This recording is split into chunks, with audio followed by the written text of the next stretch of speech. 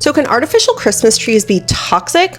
Yes. I'm going to tell you what some of the studies show. I'm also going to tell you how to reduce your risk if you have an artificial Christmas tree. There's a study that's been referenced a lot on the internet. It's from 2004, where they actually look at a number of different artificial Christmas trees. They found really high levels of lead. There are no new studies specifically on artificial Christmas trees that I could find. However, there was a study from a team of researchers that I love out of the University of Plymouth in the UK. So that study took 175 different artificial plants and flowers. More than half of them had high amounts of recycled electronic e-waste. Specifically, in that study, they found the plastic plants had high amounts of lead, bromine, chromium, cadmium. Also indicates that it had brominated flame retardants in it. Now, brominated flame retardants have been restricted for the past 20 years, but they started being heavily regulated by the EPA in 2014, and that is because they cause developmental issues on low IQ in children. All recycled plastic is heavily contaminated. What's even more concerning is I looked up like the #1 Christmas tree brand online, and they are very explicit about using recycled plastic. The real risk for a Christmas tree is having both the microplastics from that plastic leach off and get into the dust,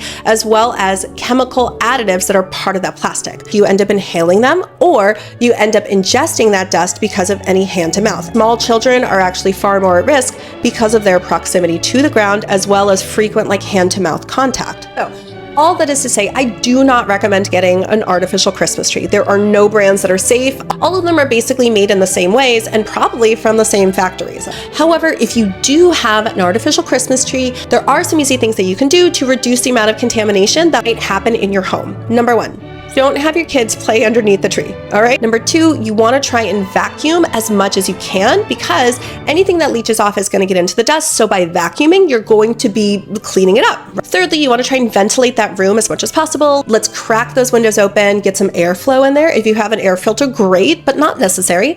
Number 4, you want to try and avoid any direct sunlight, all right? Sunlight increases the amount of photo degradation by the plastic. Also, you want to restrict the amount of heat that the tree will be exposed to.